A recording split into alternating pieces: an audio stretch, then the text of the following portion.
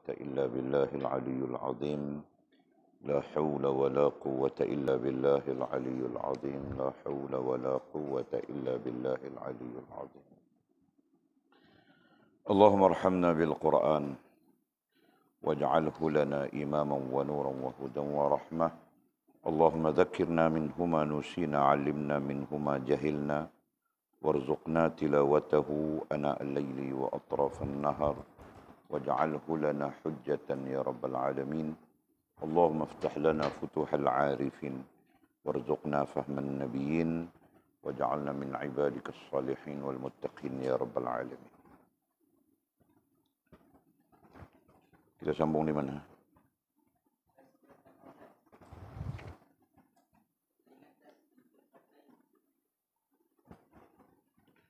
Bismillahirrahmanirrahim. Qala musannifu rahimahullahu ta'ala, nafa'ana Allahu bi'ulumihi wa bikitabihi fid darain. Allahumma amin ya rabbal alamin. Wa ba'du qala, di tempat lain Rasulullah sallallahu alaihi wasallam bersabda, kebahagiaan Allah Subhanahu wa taala terhadap taubat hamba yang beriman adalah melebihi kebahagiaan orang yang datang ke tempat yang jauh dan berbahaya dengan membawa tunggangan yang memikul beban berisi makanan dan minumannya. Kemudian dia merebahkan tubuhnya dan tertidur. Ketika bangun, dia mendapati tunggangannya telah hilang. Kemudian dia mencarinya hingga merasakan panahan terik matahari yang panas dan dahaga. Dengan kehendak Allah Subhanahu wa taala, dia berkata, saya akan kembali semula ke tempat saya tertidur hingga mati. Lalu ia meletakkan kepalanya di atas tangannya dan terlelap. Ketika bangun, tiba-tiba dia mendapati tunggangannya telah berada di sampingnya dengan memikul beban berisi makanan dan minumannya. Jadi, kebahagiaan Allah Subhanahu wa taala terhadap taubat hamba yang mukmin melebihi kebahagiaan orang ini yang mendapat semula binatang tunggangannya.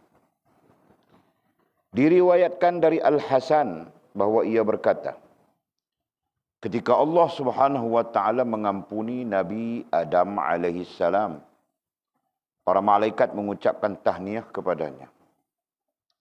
Kemudian malaikat Jibril alaihissalam dan Mikail alaihissalam datang kepadanya. Mereka berkata, Nabi Adam alaihissalam, engkau kelihatan suka dengan ampunan Allah kepada diri engkau. Jibril alaihissalam, jika setelah taubat ini ada permintaan, di manakah kedudukanku? Tanya Nabi Adam alaihissalam. Allah Subhanahu wa taala mewahyukan kepadanya, wahai Nabi Adam alaihissalam, engkau mewariskan keletihan dan kepenatan. Engkau pun mewariskan kepada mereka permohonan taubat.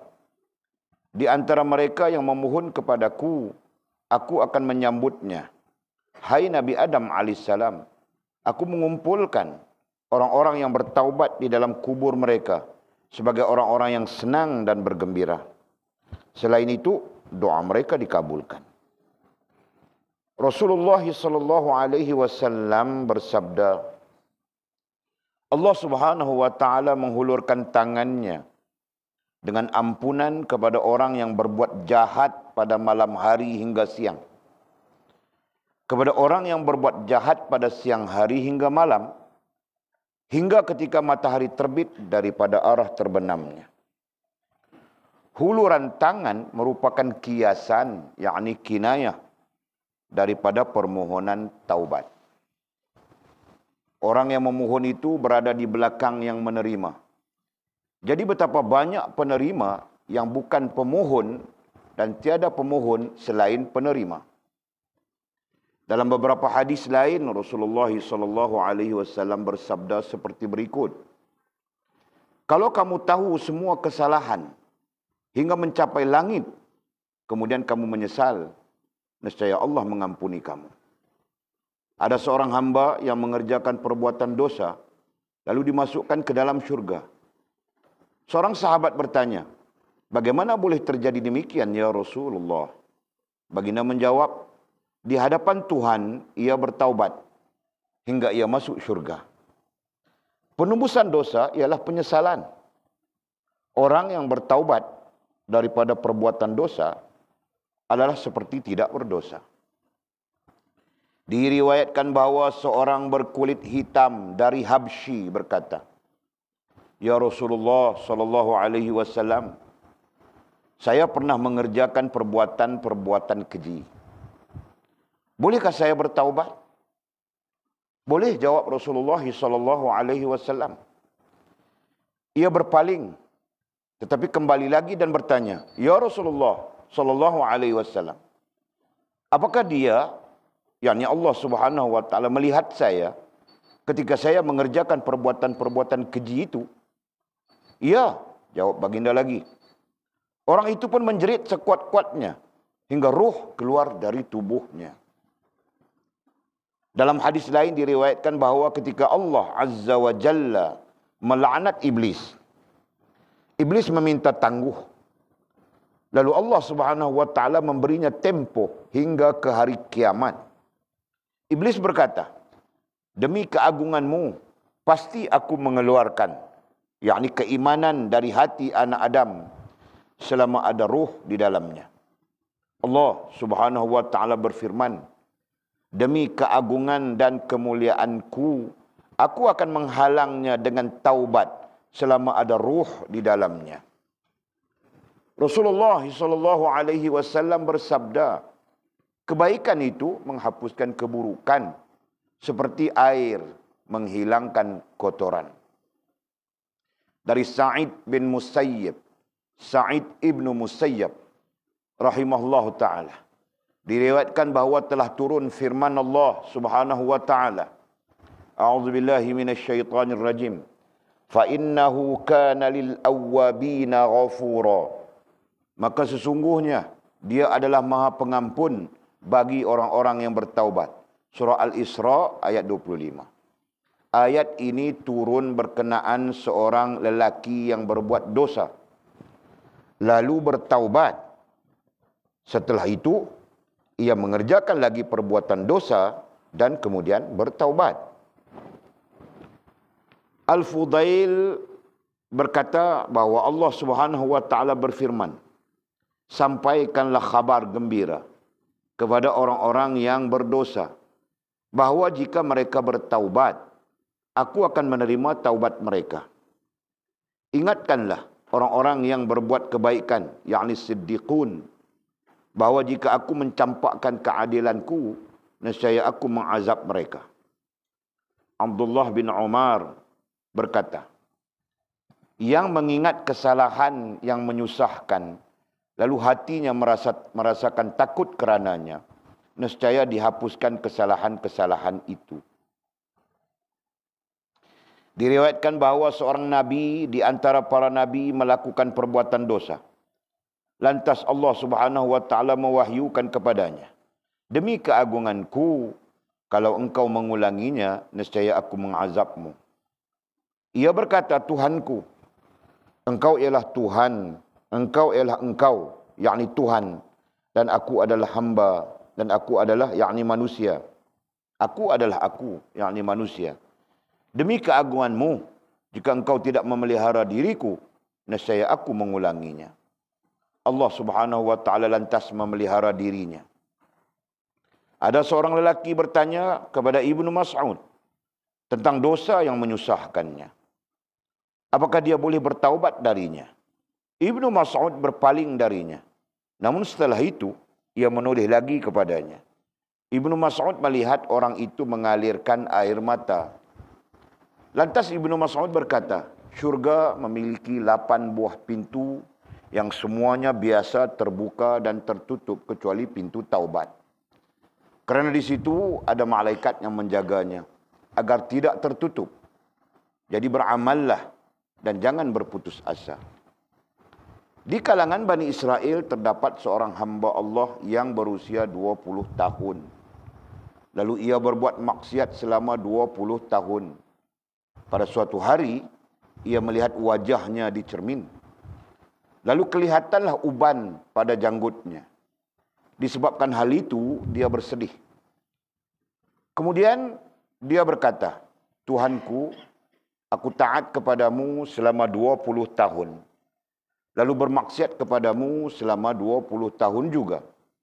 Jika aku kembali kepadamu, adakah engkau akan menerimaku? Tiba-tiba, seseorang yang tidak menampakkan diri berkata, jika engkau mencintai kami, kami pun akan mencintaimu. Jika engkau meninggalkan kami, kami juga akan meninggalkanmu. Jika engkau bermaksiat kepada kami, kami menangguhkanmu. Akan tetapi jika engkau kembali kepada kami, kami akan menerimamu.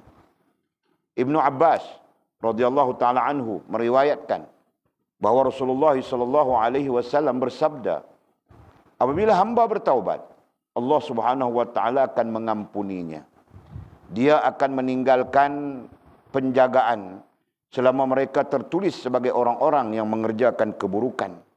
Dia akan melupakan anggota-anggota tubuhnya selama digunakan untuk berbuat kejahatan, dan akan melupakan tempatnya di bumi dan kedudukannya di langit, sehingga datang pada hari kiamat tanpa ada makhluk pun yang mempedulikannya.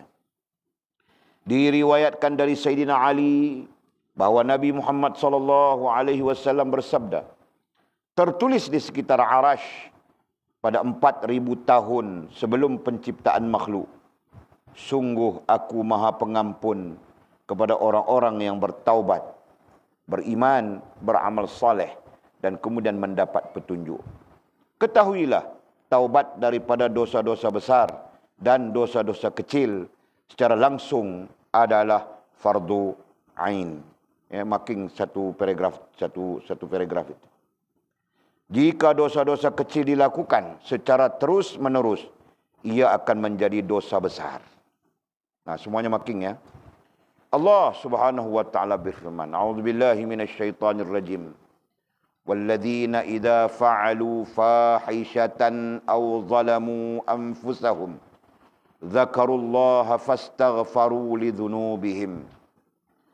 Dan juga orang-orang yang apabila melakukan perbuatan keji atau menginaya diri sendiri, mereka segera ingat kepada Allah lalu memohon ampun akan dosa mereka. Surah Ali Imran ayat 135.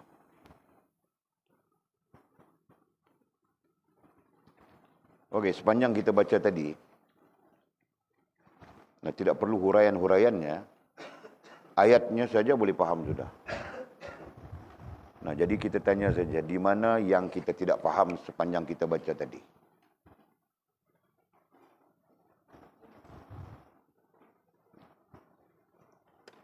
Nah, pertama sekali kita baca tadi ya muka surat 18.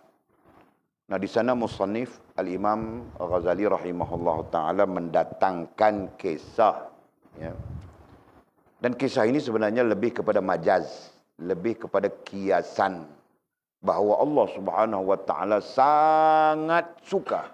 Dengan bahawa Allah Subhanahu wa ta'ala sangat suka, sangat berbahagia dengan hamba-hambanya yang bertaubat.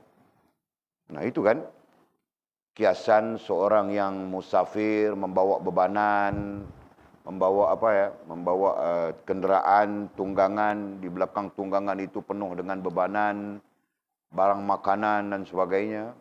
Tertidur di tengah jalan, tiba-tiba bangun daripada tidur, hilang sudah unta, hilang sudah kenderaan, makanan pun hilang semua sudah.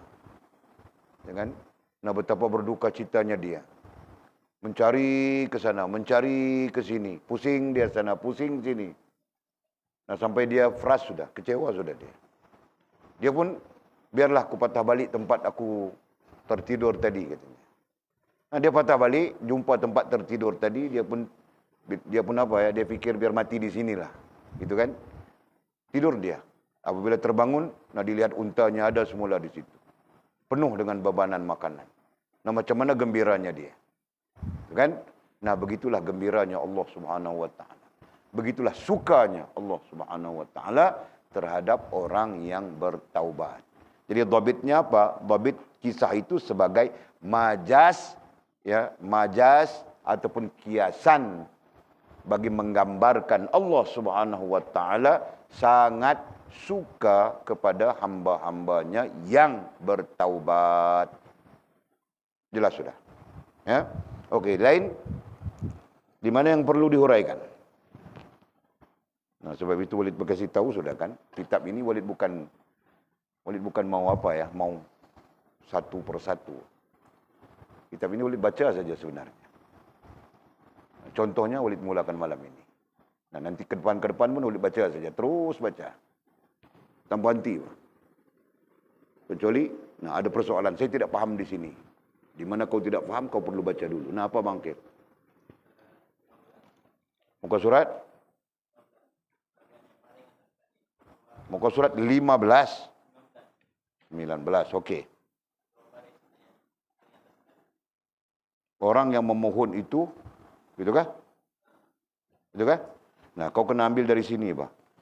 Huluran tangan merupakan kiasan. Ya. Merupakan kiasan kinayah daripada permohonan taubat. Dia dari situ. Orang yang memohon itu berada di belakang yang menerima. Jadi betapa banyak penerima yang bukan pemohon dan tiada pemohon selain penerima. Kau tidak paham itu? Orang yang memohon berada di belakang penerima. Nah, kita mau minta kan? Nah, kau meminta dari Walid. Kiasannya, kau meminta sesuatu, berarti kau berada di belakang. Kalau kau tidak meminta sesuatu, berarti kau berada di depan. Nah, ini majas, ini kiasan. Bilang sudah itu, kiasan. Paham kah? Hah? Boleh paham kah? Boleh paham kah? Hah? Orang yang meminta, ini dia punya apa ya? Kesimpulan, contoh majas manusia dengan manusia. Kan? Nah, memahami itu dulu. Orang yang meminta akan berada di belakang dia. Paham tak? Paham tak kiasannya? Tidak paham? Orang yang tidak meminta-minta dia di depan. Betul kan? Jadi kiasan ini dibandingkan ataupun dibandingkan ya kita dengan Allah SWT. Jadi orang yang memohon itu berada di belakang yang menerima. Ya. Sama saja dengan orang yang memohon. Dia berada di belakang penerima. Paham kan? Memohon, meminta itu sama kan? Tapi kiasannya antara hamba dengan Allah Subhanahu Wa Taala. Jadi ayatnya ambil daripada hadis Nabi SAW di atas. Tengok muka surat berapa? 18 bawah sana. Rasulullah SAW bersabda, Allah menghulurkan tangannya. Nah, jangan salah faham ya. Nanti faham macam Wahabi pula. Allah menghulurkan tangannya macam tangan kita. Kan? Allah menghulurkan tangannya. Nah, pada sisi ini, para ulama mengatakan tangan itu antara maksudnya adalah barakah. Antara maksudnya adalah rahmah. Nah, itu di sisi ulama kan. Selain daripada tangan pada sisi lain dengan makna kuasa. Nah, itu di Ahlussunnah wal Jamaah ya. Allah Subhanahu Wa Taala menghulurkan tangannya. Nah, tangan di situ adalah rahmah. Kan? Ada yang mengatakan barakah dan sebagainya. Dengan ampunan. Ya, dengan ampunan. Ampunan ai keampunan gitu. Kepada orang yang berbuat jahat. Kepada orang yang berbuat jahat pada malam hari hingga siang. Jadi dia buat jahat dari malam sampai siang. Jadi Allah menghulurkan tangannya dengan makna apa tadi? Rahmat, dengan makna barakah dan sebagainya tadi kan. Kepada orang dengan ampunannya kepada orang yang berbuat jahat pada malam hari hingga siang. Begitu juga kepada orang yang berbuat jahat pada siang hari hingga malam. Hingga ketika matahari terbit daripada arah terbenamnya. Nah, apa maksudnya di sana? Maksudnya orang itu buat dosa, ya, dia buat kesalahan, kemudian Allah buka pintu taubat itu, Allah buka rahmat, Allah buka barakah daripada malam sampai siang. Daripada siang sampai malam. Nah, berarti 24 jam terbuka pintu taubat itu. Paham tak? Nah, itu maksud hadis ini. Tidak ada waktu tutupnya pintu taubat. Jelas kan? Nah, jadi huluran tangan, nah, ada ayat di atas kan, menghulurkan tangan di situ kan. Nah, huluran tangan merupakan kiasan daripada permohonan taubat. Nah, ada penjelasannya sudah. Allah menghulurkan tangan, nah, merupakan kiasan daripada permohonan taubat. Artinya, hamba yang mau bertaubat, kan? Nah, Allah menghulurkan tangan menyambutnya. Seolahnya begitu kan? Pemahaman daripada hadis itu. Faham tak? Nah, Allah menerima taubat hambanya. Dengan syarat hamba menghulurkan taubat. Nah, Allah menghulurkan menerima taubatnya. Nah, itu bermaksud hadisnya. Jelas? Nah, daripada situ kau faham, baru boleh kau faham yang itu tadi bangkil. Ya. Nah, jika tidak kau serabut di sana. Faham tak? Nah, orang yang memohon itu berada di belakang yang menerima. Jadi, betapa banyak penerima yang bukan pemohon dan tiada pemohon selain daripada penerima. Apa maksudnya di sini? Maksudnya, sikit orang yang bertaubat. Tapi banyak orang yang menerima. Betul kan? Menerima taubat. Allah menerima taubat daripada banyak orang, daripada siapapun. Tetapi sedikit yang bertaubat. Nah, begitu bermaksudnya. Ini majas ya. Paham secara majas. Bolehkah? Nah, terus. Apa lagi?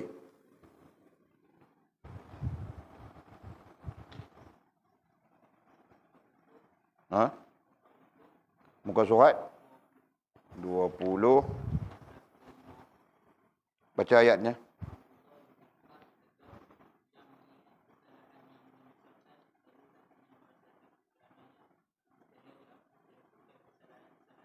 Nah, okey.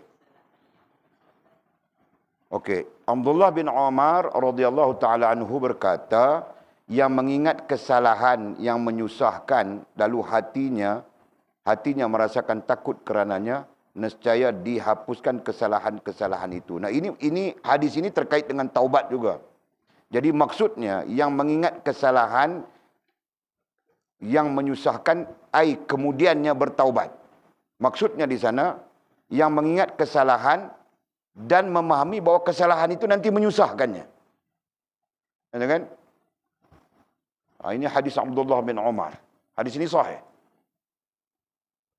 Ya, yang memahami kesalahan itu menyusahkannya. Dan kita belajar dalam ilmu tasawuf, dalam kitab Futhul Ghaib kita belajar kan? Kesalahan dosa akan menyusahkan hidup kita. Itulah maksudnya. Ada hadis-hadis yang diwaratkan bahawa kesalahan itulah yang menyebabkan hidup manusia, hidup kita menjadi payah. Dosa itulah yang menyebabkan hidup kita menjadi payah. Payah itu, payah ini. Cari rezeki payah. Mau berbini pun payah. Macam-macam kan. Jadi banyak kepayahan. Salah satu sebabnya adalah kerana dosa-dosa kita. Ada apa? Orang pernah jumpa dengan Walid kasih tahu itu. Bilangnya, saya mau berbini susah. Orang itu tidak mau orang ini. Kenapa? Mungkin karena saya dulu suka main-main orang perempuan. Nah, dia sendiri sedar itu. Nah, dia sendiri pun sedar. Dia suka mempermainkan orang. Ya kan? Nah, akhirnya dia melalui kepayahan. Nah, mungkin saja dia menikah pun nanti yang jadi bininya itu akan menyusahkannya. Tahu tak? Itu contoh lah boleh kasih tahu supaya mudah-mudahan itu jadi pengajaran kepada kamu orang kan. Jangan mau menikah, tidak cukup 1, 2, tidak cukup 2, 3. Jangan main-main, tahu tak? Okey, lain. Nah, boleh jelas itu ya. Daniel tadi ya, yang mengingat kesalahan, ingat kesalahan itu maknanya adalah sedar, itu kan. Nah, sedar dia itu salah. Sedar berdosa, sedar kesalahan berarti sedar kesilapan, sedar berdosa. Dan menyadari bahawa dosa itu nanti menyusahkannya. Nah, begitu.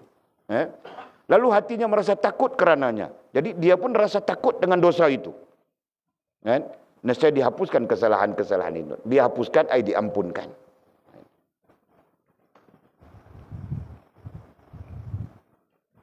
Lain terus. Ya. 18.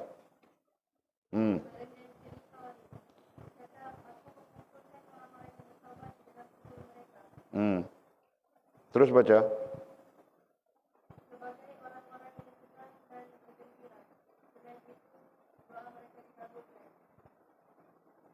Apa maksudnya?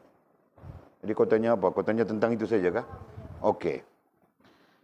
Nah, kata musannif, pertanyaan sila kena ambil dari Allah mewahyukan. Nah, kena ambil dari sana. Allah Subhanahu wa taala mewahyukan kepadanya, yakni kepada Nabi Allah Adam alaihissalam. Wahai Nabi Adam alaihissalam, engkau mewariskan keletihan dan kepenatan. Apa maksudnya? Nah, ini sebagai bagian ulama tafsir ya dalam ayat dalam Al-Quran ya, yang tentang apa? Tentang Nabi Adam alaihissalam digugurkan daripada syurga, itu kan? Ya. Nah, salah satu tazkirah daripada Allah Subhanahu wa taala kepada Nabi Adam adalah, nah, ayatnya boleh tidak ingat, tapi engkau akan melalui kepayahan ya, setelah kesenangan. Jadi Nabi Adam alaihissalam penuh dengan kesenangan di dalam syurga itu kan. Nah, kerana kesilapannya itu, kesilapan sebagai sebab untuk memindahkan Nabi Adam alaihissalam ke alam nyata. Ya. Gatal badan, siapa yang ada gatal badan? Ha? Murid tengah sedang gatal badan ni, satu badan gatal dah. Okey. Jadi ketika Nabi Adam alaihissalam dipindahkan daripada syurga kepada alam dunia ini, nah Allah memperingatkan kepadanya. Dulu kau, wahai Nabi Adam, dulu kau bersenang-senang. Nah, sekarang kau akan melalui kepayahan, kesulitan. Dan akan dilalui oleh seluruh keturunanmu. Jelaskah? Nah, itulah maksudnya. Wahai Nabi Allah Adam, engkau mewariskan keletihan dan kepenatan. Jadi kalau di surga itu mau makan ada saja, gitu kan? Nah, sekarang mau makan kau perlu kerja. Gitu kan? Nah, kecuali di pondok kita saja tidak kerja pun boleh makan. Kenapa? Karena semua kamu orang wali-wali belaka. Datang saja rezeki. Allah, Masya Allah. Ya kan? Tapi kalau di surga, nah, tidak ada keletihan, tidak ada kepenatan, kan? Nah, itu yang kita bacakan. Nah, hal yang sama berlaku kepada Siti Hawa alaihissalam. Nah, ketika di surga, nah dia berbahagia saja. Bermain dengan haiwan-haiwan surga, termasuk ular. Ya kan? Ada kisahnya di situ. Termasuk ular. Main dia di dalam surga. Nah, kemudian dia juga ditakdirkan Allah melakukan kesilapan. Nah, keturunan daripada Nabi Adam, ya, jenisnya daripada wanita, perempuan. Nah, sampai hari kiamat, keluar darah haid saja. Ya kan? Nah, ada pendapat mengatakan itulah kesan daripada buah apa? Buah di dalam yang dilarang itu. Wala taqraba hadhihi syajarah. Jangan kamu hampiri pohon itu. Nah, pohon apa namanya? Khuldi, ya? Pohon khuldi. Nah, kerana itu. Nah, berdarah saja orang perempuan. 1 bulan sekali berdarah. Jika tidak datang darahnya, nah kacau saja dia punya sistem badan, kan? Jadi kena pastikan datang darah itu. Kamu orang yang jadi suami-suami nanti bilang, abang, saya tidak datang darah. Nah, dia 2 sebab saja. Satu sebab, apa? Mizi. Apa? Buncit sudah? Mau mati sudah? Aduh. Nah, sebab yang pertama mungkin dia mengandung. Gitu kan? Nah, tidak datang bulan berarti, tidak datang haid. Nah, bulan pertama tidak datang, bulan kedua tidak datang, bulan ketiga tidak datang, nah mengandung dia sudah. Paham enggak? Belajar bahwa itu, jangan main meredah saja, tukar. Nah, sebab yang kedua tidak datang sebab penyakit. Nah, ada penyakitnya. Nanti kamu orang ada istri, nah berhati-hati. Kadang-kadang dia sakit, kesian dia. Ya, nah itu sebab yang kedua. Dan sebab yang ketiga tidak datang itu dia panggil putus haid menopause sudah. Tua sudah, nah itu kan. Okey, faham kah? Nah itu rentetan kisah ya, yang kita boleh ambil pengajaran. Nah kaitkan dengan hadis, ya, kaitkan dengan apa yang diwahyukan kepada Nabi Adam inilah. Engkau mewariskan keletihan dan kepenatan. Mewariskan dengan makna meninggalkan, betul kan? Antara makna mewariskan itu adalah meninggalkan. Jadi kita meninggalkan, kita mewariskan kepada anak kita harta, kita meninggalkan harta kepada anak kita. Ya kan? Nah. Engkau pun mewariskan kepada mereka permohonan taubat. Nah, atas kesalahan. Sebab itu fahaman yang mengatakan bahawa Nabi Adam AS mewariskan kepada kita dosa, itu adalah fahaman yang salah. Ya. Nabi Adam tidak mewariskan kepada kita dosa. Yang Nabi Adam wariskan kepada kita, nah selain daripada keletihan dan sedikit kepenatan dalam hidup, nah melainkan orang-orang yang diberi rahmat oleh Allah SWT, gitu kan? Nah, yang Nabi Adam wariskan kepada kita adalah taubat.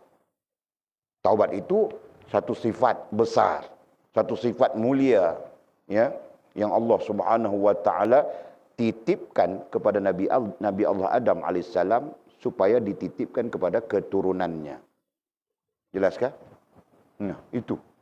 Nah, sebab itulah taubat itu menjadi satu hal, menjadi satu sifat yang besar pada sisi Allah Subhanahu wa taala. Nah, ada hadis yang menyebutnya, walaupun hadis itu bersifat fadail ya. Mudah-mudahan kita suka untuk beramal. Taubat itu lebih besar daripada dunia dan segala isinya. Itu antara, ya. Taubat itu, nah, taubat, kita bertaubat, minta ampun kepada Allah, kesalahan-kesalahan itu lebih besar. Ya, lebih besar, apa yang kita maksudkan? Lebih besar daripada dunia dan segala isinya. Nah, sampai-sampai dunia dan segala isinya pun tidak boleh menandingi besarnya taubat itu pada sisi Allah Subhanahu wa taala. Nah, justru menggambarkan kepada kita bahwa sifat taubat itu adalah satu sifat yang sangat disukai oleh Allah Subhanahu wa taala. Satu sifat yang sangat mulia, satu sifat yang sangat disukai ya oleh Allah Subhanahu wa taala. Nah, begitu. Okey, terus kemudian katanya, di antara mereka yang memohon kepada aku akan menyambutnya. Nah, jadi di antara mereka, yakni hamba-hamba, yakni keturunan Nabi Allah Adam alaihissalam. Ya. Di antara mereka, keturunan Nabi Adam alaihissalam yang memohon kepada aku. Artinya minta kepada Allah. Minta apa? Taubat. Minta apa? Keampunan. Aku akan menyambutnya. Nah, Allah akan menerimanya. Ini Allah sebut kepada Nabi Adam ya. Hai Nabi Adam alaihissalam, aku mengumpulkan orang-orang yang bertaubat di dalam kubur mereka sebagai orang-orang yang senang dan gembira dan bergembira. Nah, Allah berpesan kepada Nabi Adam supaya Nabi Adam nantinya berpesan kepada keturunannya. Itu kan? Nah, orang-orang yang bertaubat itu akan senang lenang di dalam kubur. Sebagian ulama menafsirkan hadis ini dengan mengatakan Allah melapangkan kuburnya. Dengan melapangkan dengan maksud dalam penafsirannya mengatakan sejauh mata memandang. Nah, mata kita lihat sempit saja yang lahat kan. Tapi Allah kemudiannya ketika masuk jasad itu ke dalam barzakh, ke dalam alam barzakh, nah Allah melapangkan alam itu sejauh mata memandang. Nah, itulah maksudnya. Allah mengumpulkan orang-orang yang bertaubat di dalam kubur mereka sebagai orang-orang yang senang. Ya, sebagai orang-orang yang senang. Kenapa senang? Nah, kubur mereka dilapangkan. Sesuai dengan alam mereka ketika itu. Kan? Nah, kalau kamu orang tanya Walid, macam mana, Walid mana tahu, Walid pun tidak pernah masuk kubur lagi. Ya, kan? Nah, pengajaran yang dinukilkan, ditafsirkan oleh para muhaddis, antaranya adalah Allah melapangkan kuburan. Allah melapangkan kedudukan hamba-hambanya yang bertaubat di alam barzakh. Nah, itu. Supaya kita tidak bertembung dengan pemikiran-pemikiran yang yang realistik kononnya ya. Jadi dia melihat kepada betulkah, betulkah? Itu maksud. Okey. Dan bergembira. Bahkan bukan setakat senang lenang di dalam kubur, bahkan bergembira, happy-happy. Betul kan? Nah, bergembira itu Walid pun tidak tahu macam mana bergembira di dalam kubur. Karaoke kah? Nah, aku tidak tahu. Kan? Tetapi dinyatakan oleh para muhaddis, para ulama-ulama yang menafsirkan hadis. Nah, bergembira itu sehingga mereka pun tidak ingin pulang ke dunia lagi. Ya kan? Para ulama hadis mengatakan bergembiranya orang-orang yang berada di alam barzah. Nah, mereka jika ditawarkan pulang ke dunia, dia tidak ingin lagi. Fahamkah? Yang ingin pulang ke dunia itu, yang berdosa, yang ingin pulang ke dunia itu, yang kesalahan-kesalahan mereka tidak diampunkan oleh Allah Subhanahu wa taala, gitu kan? Yang berdosa, yang tidak bertaubat, nah itu yang mereka inginkan pulang ke dunia. Ya kan? Nah, adapun hamba-hamba yang bertaubat, yang mendapat keampunan Allah Subhanahu wa taala, nah di kubur saja mereka gembira sudah. Di alam barzah saja mereka happy sudah. Fahamkah? Nah, Walid sebut sudah tadi bagaimana happy, Walid pun tidak tahu. Tetapi diberitahu oleh para ulama, happy-nya mereka jika ditawarkan pulang ke dunia, mereka tidak mau. Faham tak? Nah. Tidak happy-nya orang-orang yang berdosa, nah ditawarkan pulang ke dunia, bukan ditawarkan, dia minta mau pulang ke dunia. Ada dalilnya itu kan dalam Al-Quran. Ya. Macam mana? Lupa sudah. Ha? Ha? Dalil itu baca bagi penuh.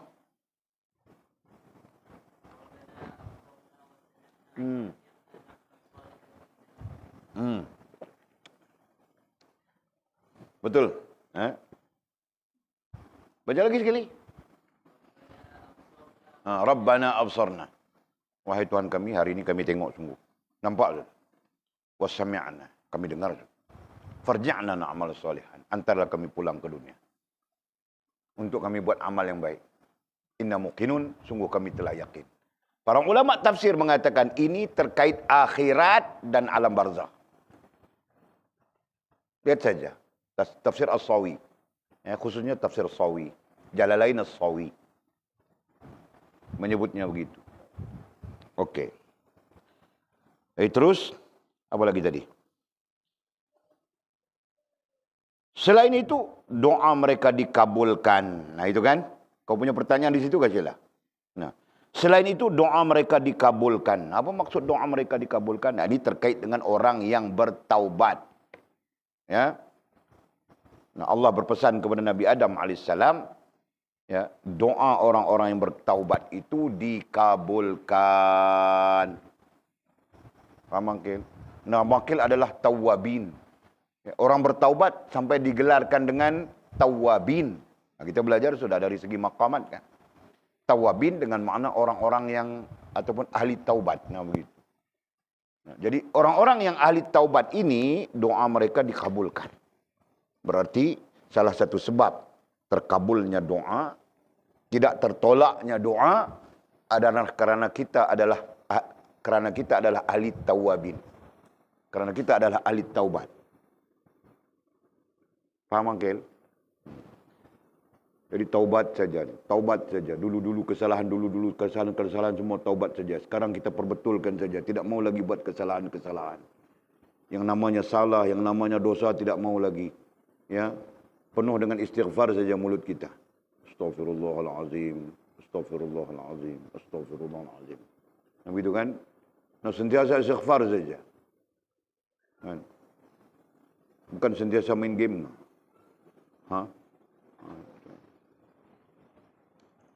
Nah, selesaikah Sheila? Boleh faham ke itu? Nah, okey, terus. Lagi siapa?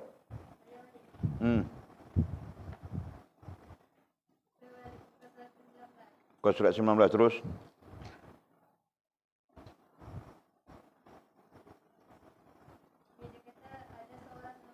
Paragrafnya, ayatnya, paragrafnya. Di mana? Okey, terus.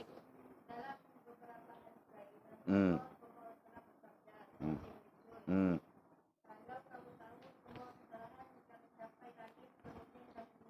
Hmm. Nah, kamu menyesal. Menyesal itu bagian daripada taubat. Ya, menyesal makin kan. Nah, itu bagian daripada taubat. Tidak ada taubat yang tidak ada sesalan, tidak ada penyesalan, tidak ada kekesalan. Nah, tidak ada taubat.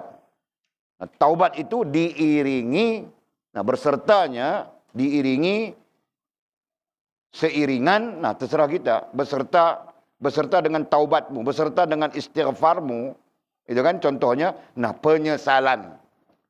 Nah, sebagian ulama mengatakan bahawa penyesalan dengan taubat itu seperti dua jari kembar. Nah, itu ada kitab-kitab lain yang berbincang tentang taubat. Itu kan dua jari kembar. Begitu. Jadi seolah-olahnya tidak terpisah antara taubat dengan penyesalan, penyesalan dengan taubat pada menggambarkan bagaimana taubat itu berlaku. Paham enggak? Nah, itu. Jadi apabila disebutkan di situ hadis ya, hadis yang sila baca tadi. Kalau kamu tahu semua kesalahan hingga mencapai langit, kemudian kamu menyesal, nah dhabit saja ai taubat.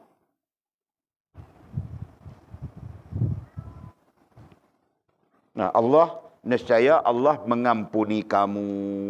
Nah, Allah mengampuni itu nah, ada dua hal di situ ya. Allah mengampuni kamu itu karena taubat dan menyesalnya kamu. Nah, begitu, Pak. Ya. Nah, terus ada soalan lain. Terus hmm. Hmm. Hmm. Salam. Nah, jadi jawapan Nabi SAW bahawa hamba ada seorang hamba yang mengerjakan perbuatan dosa lalu dimasukkan ke dalam syurga. Nah, sahabat bertanya kepada baginda Nabi, macam mana boleh jadi begitu? Baginda menjawab, di hadapan Tuhan ia bertaubat hingga ia masuk syurga. Nah, maksudnya dia ini adalah orang yang bertaubat.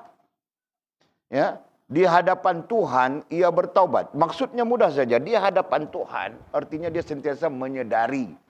Ya, dia sentiasa menyedari Allah melihatnya. Allah nampak, Allah tahu. Nah, itu maksud di hadapan Tuhan. Ya. Di hadapan Tuhan ia bertaubat. Nah, di hadapan Tuhan. Nah, jadi maksudkan mudahkan tadi oleh sebut tadi ya. Di hadapan Tuhan itu maksudnya dia sentiasa sedar keberadaan Allah Subhanahu wa taala. Keberadaannya. Nah, dia sentiasa sedar. Apabila dia sedar keberadaan Allah, berarti dia sedar kerja Allah Subhanahu wa taala. Faham tak? Macam kita belajar di dalam usuluddin. Nah, kita menerima keberadaan Allah. Nah, kita akan menerima af'al Allah Subhanahu wa taala. Jika kita tidak menerima keberadaan Allah, kita jahil tentang keberadaan Allah, nah nantinya kita tidak menerima sifat kerja Allah Subhanahu wa taala, atau kita menganggap sifat kerja Allah Subhanahu wa taala itu sama seperti kita. Betul kan? Nah, ada kelemahan begitu begini sampai kita tidak sedar Allah Maha itu, Maha ini, Maha. Begitu tidak sedar. Paham tak? Nah, kenapa? Kerana kita tidak tahu sifat keberadaan Allah yang sama sekali tidak seperti kita, begitu kan? Nah, mendengarnya Allah Subhanahu wa taala tidak seperti kita. Mendengarnya dengan qidam, mendengarnya dengan baqa, mendengarnya dengan mukhalafah, mendengarnya dengan qiyamu binafsi, mendengarnya dengan wahdaniyat. Nah, tidak sama dengan kita, begitu kan? Nah, di sana kita maknakan dengan maha mendengar. Begitu kan? Nah, jadi balik kepada hadis ini, ya, seorang sahabat bertanya, bagaimana boleh terjadi demikian ya Rasulullah? Bagaimana boleh terjadi melakukan perbuatan dosa lalu dimasukkan dalam syurga? Nah, baginda menjawab, di hadapan Tuhan ia bertaubat. Nah, dengan makna dia sentiasa sedar bahwa Allah melihatnya, bahwa Allah mengetahuinya, bahwa Allah mendengarnya. Begitu kan? Nah, ia bertaubat. Ini jawabannya tetap taubat. Nah, itu makna di hadapan Tuhan. Ini bukan cerita akhirat ya. Nah, jadi di hadapan Tuhan nanti bermaksud di akhirat nanti baru dia bertaubat. Nah, tidak ada nas yang mengatakan begitu. Jadi di hadapan Tuhan ini mana? Nah, ketika hidupnya sekarang dia menyadari bahwa dia menyadari keberadaan Tuhan. Nah, begitu mudahnya. Ya kan? Nah, beza dengan orang yang tidak menyadari keberadaan Tuhan. Dia lakukan maksiat, lakukan dosa seperti tidak ada Tuhan saja. Ya kan? Faham kan Makil? Nah, dia tengok saja gambar orang tidak cukup baju itu. Dia tidak tahukah Tuhan melihatnya itu? Dia tidak rasakan bahwa Allah Subhanahu wa taala memerhatikan itu. Faham tak? Astagfirullah. Tengok saja. Padahal dia tahu itu dosa kan? Tidak mungkin dia tidak tahu bahawa itu dosa. Ya kan? Nah, dia tahu dosa. Tapi dia lihat saja. Janji orang jangan lihat dia. Oh, tidak siapa. Dia lupakah yang Allah SWT itu maha melihat. Gitu kan? Dia lupakah Allah SWT itu maha tahu. Nah, itulah kiasan-kiasan kepada hal-hal yang lain. Termasuk mengumpat orang dan sebagainya. Allah maha mendengar. Ya? Nah, begitu. Okey. Jadi di mana sila lagi? Di hadapan Tuhan ia bertaubat hingga ia masuk syurga. Ya. Jadi bertaubat dia, minta ampun dia, minta ampun dia, minta ampun dia, minta ampun. Nah, kemudian Allah membalasnya dengan syurga. Ini bermaksud taubat dengan limpah rahmat Allah. Taubat itu nantinya akan menyebabkan Allah memberi rahmat kepada kita untuk syurga. Nah, begitu bah maksud. Enggak? Nah, terus. Dul.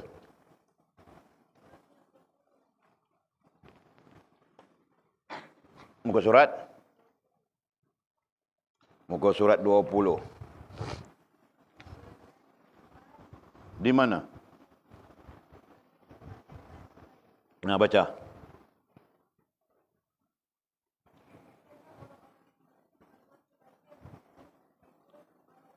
Kau baca satu paragraf, bah. Jangan baca sikit-sikit, sekerat-sekerat. Muka surat 20 kan? Okey. Baca satu paragrafnya. Di mana? Al-Fudail ya. Al-Fudail dari situ. Okey, terus.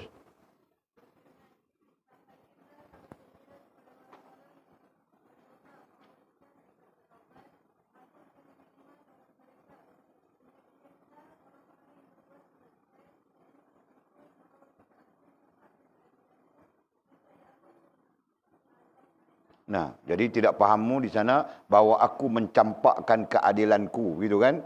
Nah, maksudnya jika aku buang keadilanku. Ya, hadis ini ayat ini diriwayatkan oleh Fudail bin Iyad. Ini hadis qudsi ya, bukan firman Allah Taala daripada Al-Quran, bukan. Ya. Ingat ya, dhabitkan ini bukan ini macam mana mau dhabit. Ini adalah firman Allah. Dhabitkan begini. Al-Fudail berkata bahawa Allah Subhanahu wa taala berfirman, nah, ai hadis qudsi. Nah, begitu cara dhabit.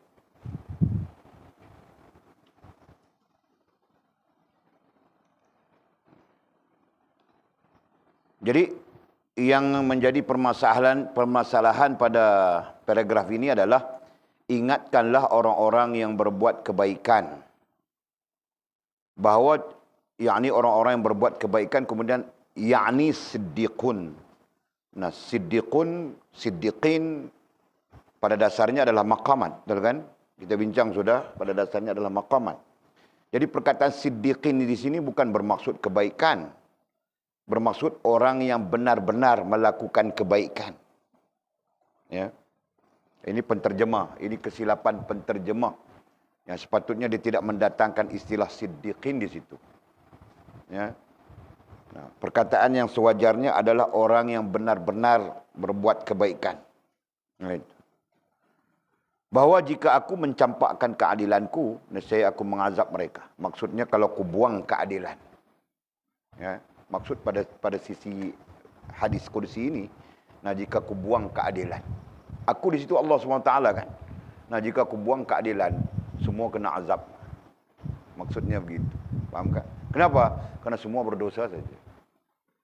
Ya kan? Semua berdosa saja. Nah, kalau kita semua di sini semua berdosa semua kan? Nah, Walid pun berdosa, marah-marah saja. Tidak puas hati saja. Nah, berdosa kan? Dosa gak aku bangkit? Marah kau. Marah orang-orang itu, marah semua. Dosa gak aku? Nah, Jul bilang dosa, bangguk saja dia. Nah, sebab itu aku tidak marah sekarang. Biar, Bang. Sekarang kerja aku taubat saja. Pegang botol tasbih, astagfirullah. Ya Allah, ampun kalau kerana marah Mizi. Ya Allah, ampun kalau aku kerana marah bangkit. Ya Allah, ampun kalau aku kerana marah Rantau. Ya Allah, ampun kalau aku kerana marah Hanjung. Ya Allah, ampun kalau aku kerana marah Faz.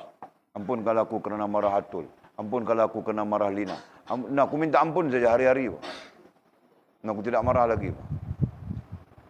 Ha? Nah, itu. Okey, jadi bahawa jika aku di situ Allah Subhanahu Wa Taala mencampakkan keadilanku, ai buang, mencampakkan ai buang. Nah, jika aku buang keadilanku, kata Allah, ya, nescaya aku mengazab mereka. Semua kena azab, semua orang kena azab.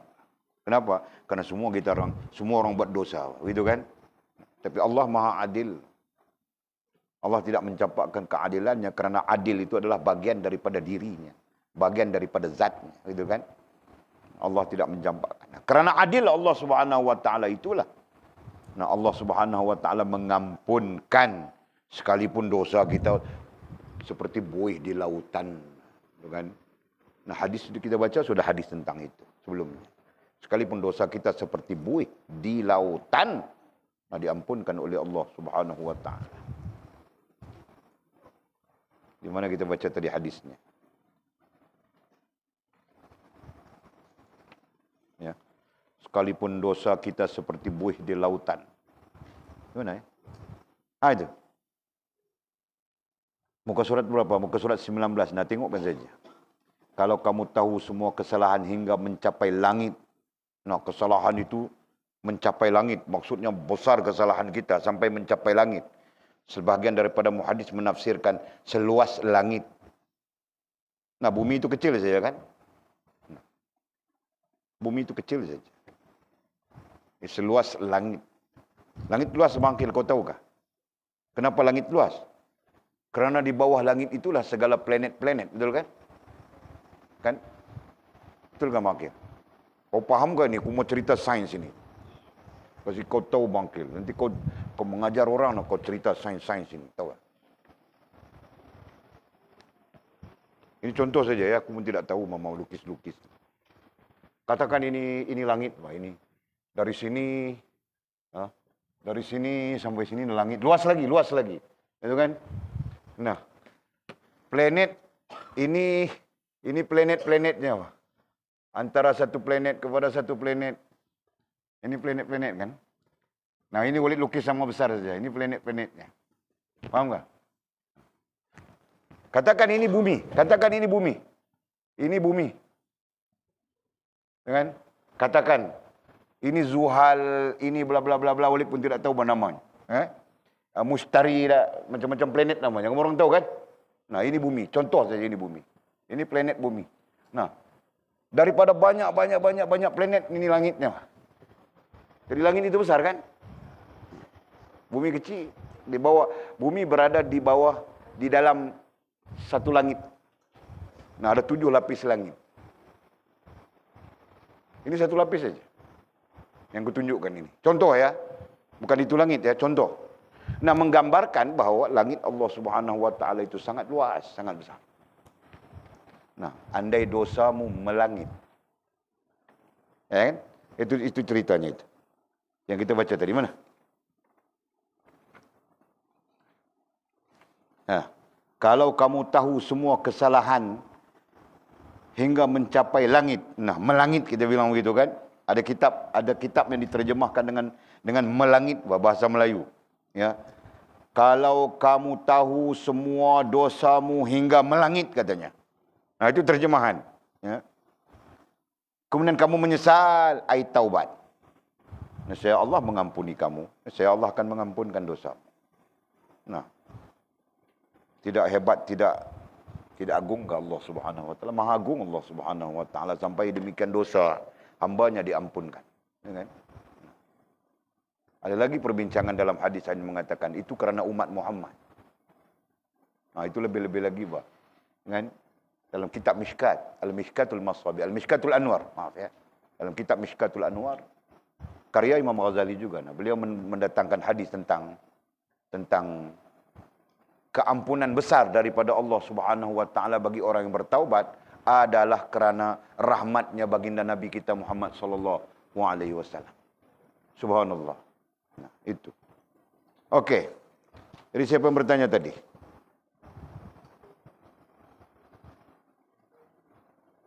Di mana tadi? Nah, kita bercakap tentang apa tadi? Siapa yang bertanya? Atul kah? Nah, selesaikan masalah kau itu, Atul. Okey. Terus, di mana lagi? Silakan.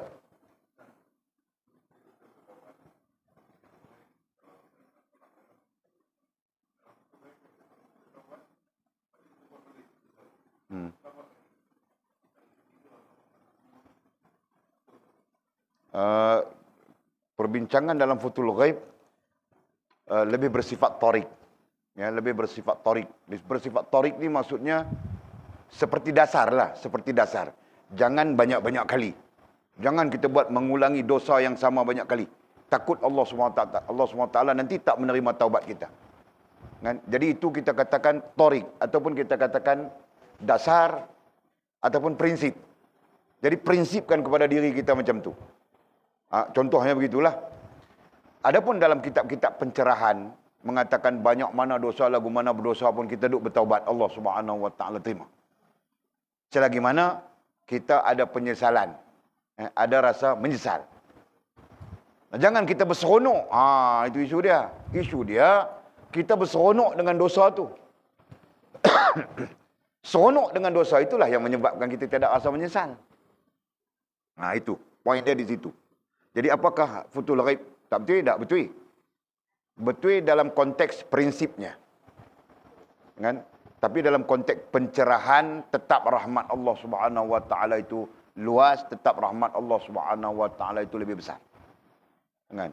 Jadi Futhul Ghaib berdalilkan dengan firman Allah Subhanahu wa taala macam mana?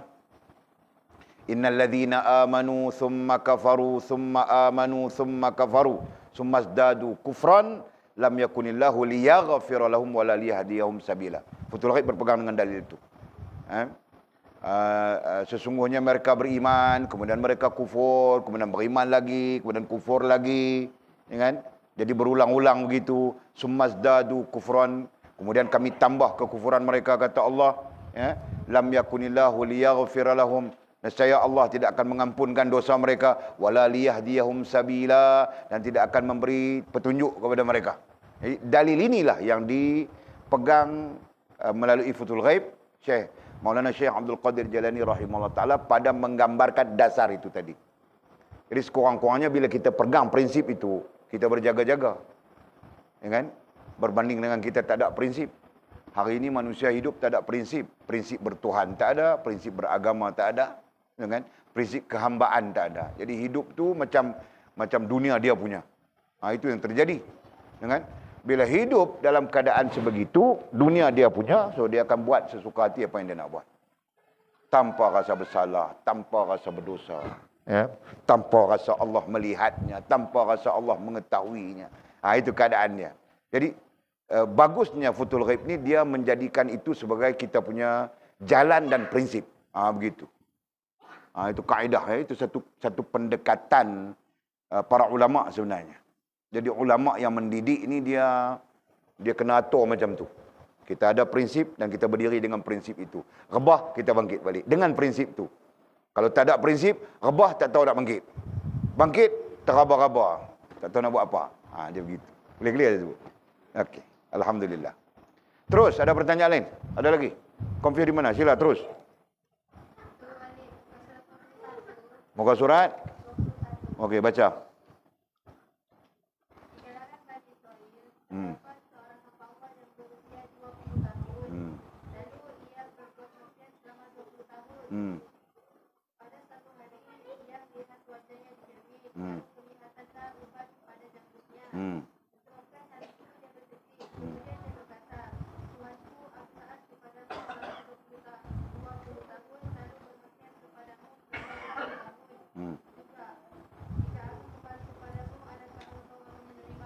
Nah, jadi kau confuse apa di situ?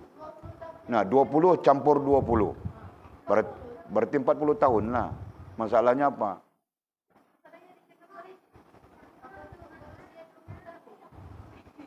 Nah, dia cerita itu penceritaan. Jadi dia berusia 20 tahun pada awalnya. Kemudian 20 tahun kemudian, nah dia buat maksiat, Pak. Paham enggak? Paham enggak begitu? Nah, ini terjemahan, sebab itu berhati-hati ya, yang namanya terjemahan. Sebab itu Walid selalu perhati istilah. Nah, nanti kamu orang baca sendiri, Walid hari ini Walid contohkan saja bagaimana pengajaran kitab ini seterusnya. Paham enggak? Nah, berarti kamu sebelum kita baca malam ini, Walid baca, nah kamu orang baca dulu, Pak. Cari di mana istilahnya yang agak kamu orang tidak paham dan sebagainya. Ya, kenapa? Karena ini terjemahan. Orang yang menerjemahkannya belum tentu dia keahlian dalam kitab itu. Paham enggak? Contohnya ini kitab apa? Mukasyafatul Qulub. Dia tidak mempunyai keahlian dalam Mukasyafatul Qulub. Tetapi dia merupakan penterjemah ahli bahasa misalnya, gitu kan? Nah, jadi terjemahannya itu bersifat kaku, bersifat kayu, tahu tak? Nah, terjemahan itu bersifat kaku, bersifat kayu, keras begitu. Padahal Mukasyafatul Qulub yang betul bahasa Arabnya kalau dibaca menangis kita, menitik air mata kita, tahu tak? Nah itu, jadi sebab itu Walid mau kamu orang nanti, Walid malam ini Walid kasih contoh macam mana pengajaran ini akan berlaku. Mungkin 5 muka surat, mungkin 6 muka surat. Nah kamu orang pun nanti baca 5 muka surat, baca 6 muka surat misalnya. Nah, marking di mana yang tidak jelas, di mana yang tidak jelas. Perkataankah, ayatkah, apakah marking. Nah, nanti kita terus saja. Walid baca sampai di sini, kena angkat tangan apa yang kau marking itu. Paham tak? Nah, itu caranya. Jadi, kalau ikutkan kau baca tadi, di mana? Di mana baca tadi? Muka surat 21 ya, di mana? Di kalangan Bani Israel terdapat seorang hamba Allah yang berusia 20 tahun. Nah, ini salah terjemahan kalau kau ikutkan. Ya. Tadi kau sebut sudah kan? 40 tahun kan? Nah, dia mau kasih tahu kita di sini umurnya 40 tahun, 20 tahun penuh dengan maksiat saja. Nah, dia mau kasih tahu itu. Kan? Paham tak? Ah, okey. Jadi lalu ia berbuat maksiat selama 20 tahun. Pada suatu hari ia melihat wajahnya di cermin. Nah, ketika dia melihat wajahnya di cermin, lalu kelihatanlah uban pada janggutnya. Dia tiba-tiba tersedar bahwa dia tua sudah dengan uban yang berada di janggutnya. Faham tak? Okey. Terus disebabkan hal itu dia bersedih. Nah, dia pun mula sedih, Pak. Aku ini umur 40 tahun sudah. Ya, 20 tahun aku penuh dengan maksiat saja, penuh dengan dosa saja. Nah, mungkin dia minum arak, mungkin dia macam-macam lagi kan, mungkin dia buat dosa mata, buat dosa otak, buat dosa macam-macam kan. Nah, macam-macam dosa kita pun belajar sudah.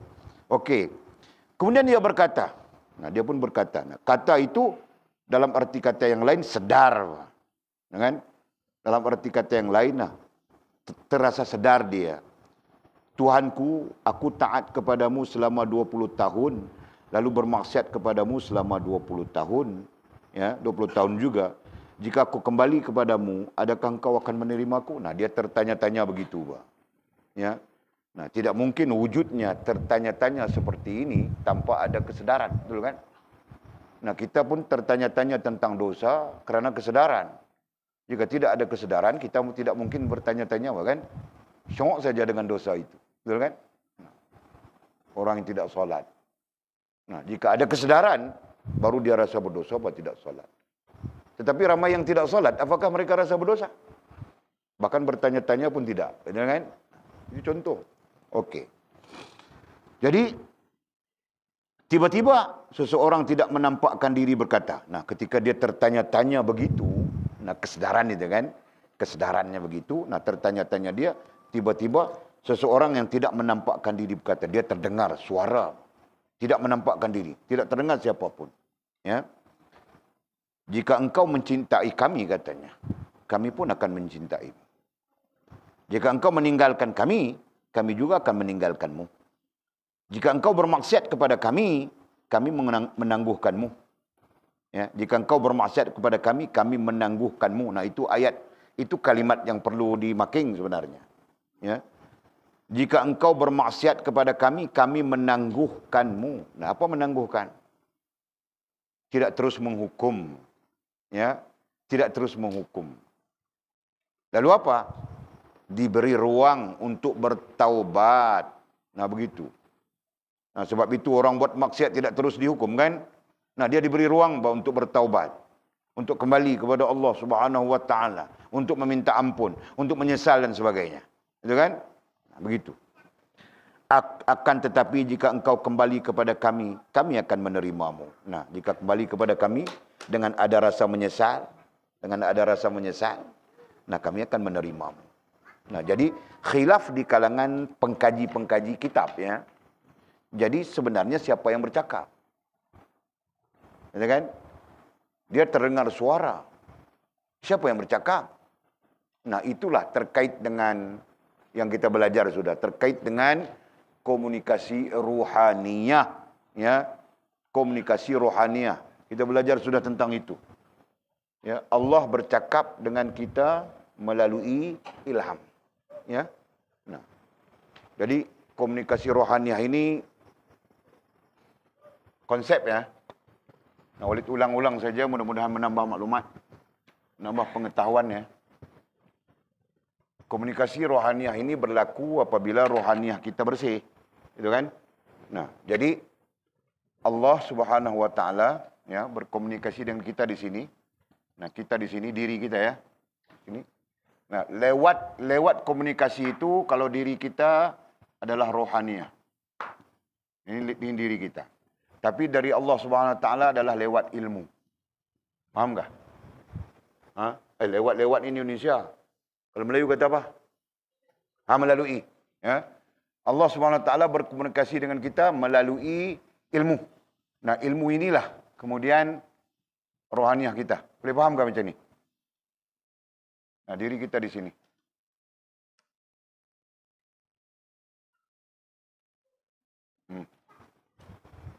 Boleh paham enggak?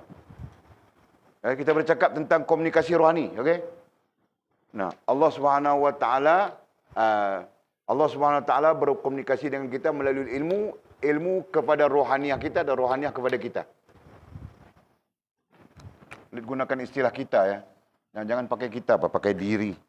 Seperti mana kita gunakan dalam dasar ya. Nah, diri. Nah, boleh paham enggak begitu? Ya. Jadi Allah Subhanahu wa taala kemudian kita sebut Allah berkomunikasi dengan kita. Fa alhamaha fujuraha wa taqwaha. Alhamaha alhamaha.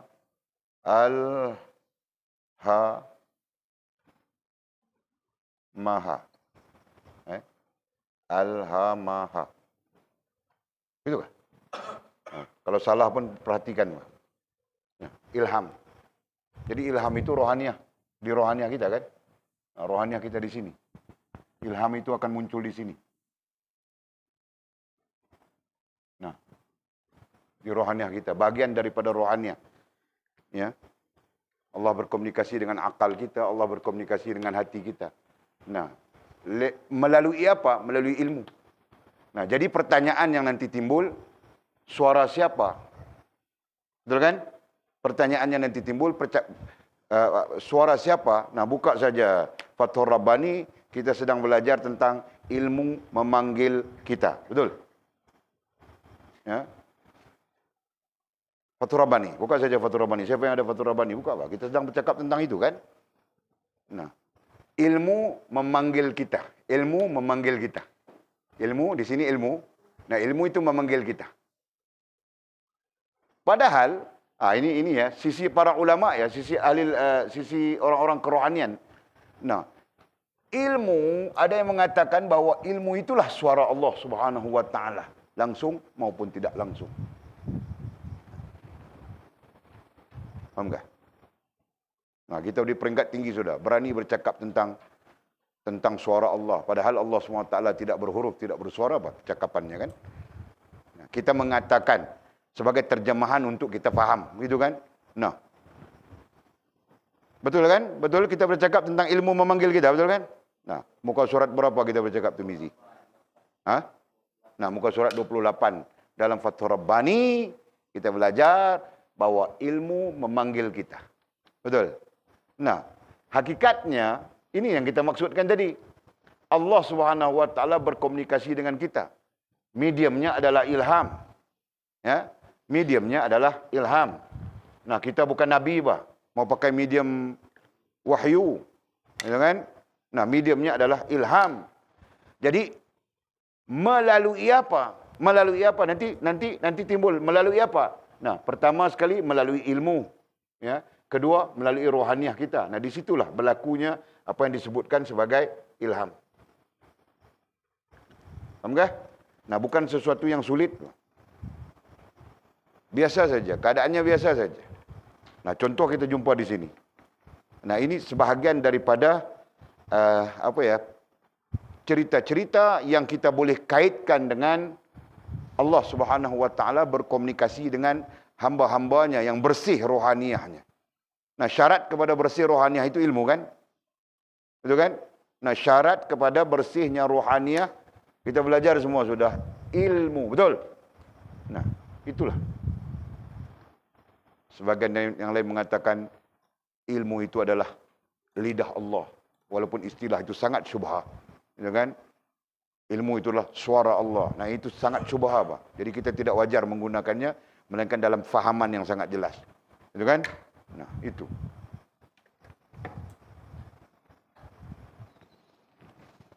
Nah, boleh faham ke di situ tadi?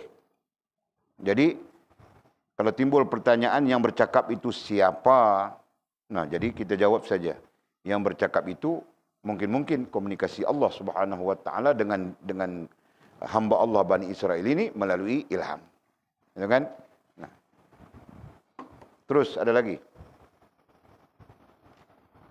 Nah, jika tidak ada, kita berhenti di situ, ya. Nah, besok pastikan macam ini cara belajar kita. Faham tak? Nah, 1 hari 5 muka surat. 5 hari 5 kali 5 25 muka surat. 1 bulan khatam 1 kitab sudah. Nah, mungkin yang kitab yang lain nanti berjalan sama saja macam ini. Nah, kalau kita ada 10 kitab yang berjalan, berarti 1 bulan kita khatam 10 kitab. Susah kah? Nah, tapi pastikan kamu orang punya asasul usul, ya, kuat, difahami bila-bila masa pun bila disoal. Nah, pastikan itu, Pak. Jelas kah? Nah, kemudian kata musannif, wallahu a'lam. Besok sambung di mana?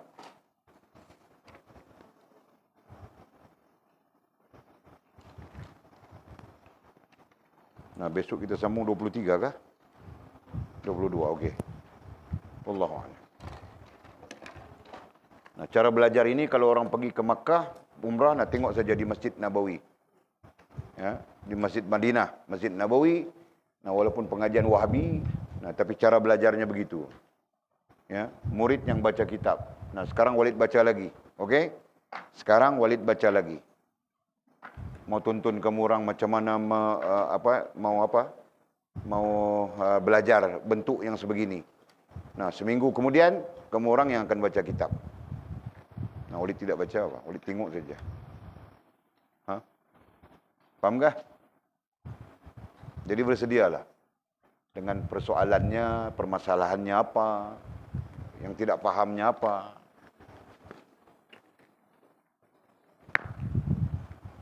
Wallahu a'lam.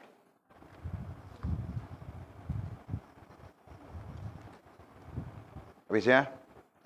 Bismillahirrahmanirrahim. Alhamdulillahirabbil alamin wassalatu wassalamu ala asyrafil mursalin sayyidina maulana Muhammad wa ala alihi washabihi ajma'in. Allahumma iftah lana futuhal 'arifin warzuqna fahman nabiyyin waj'alna min ibadikas salihin. Allahumma ihdinas siratal mustaqim siratal ladzina an'ama Allah minan nabiyyin was-siddiqin wasyuhada'i was-salihin. Allahumma rabbana iftah bainana wa bain qaumina bil haqq wa anta khairul fatihin. Allahumma a'inna ala dzikrika وشكرك وحسن عبادتك. اللهم فقهنا في الدين وعلمنا التأويل. اللهم فقهنا في الدين وعلمنا التأويل. اللهم فقهنا في الدين وعلمنا التأويل. وصلى الله على سيدنا محمد وعلى آله وصحبه وبارك وسلم والحمد لله رب العالمين. تقبل الله منا ومنكم. أقم الصلاة.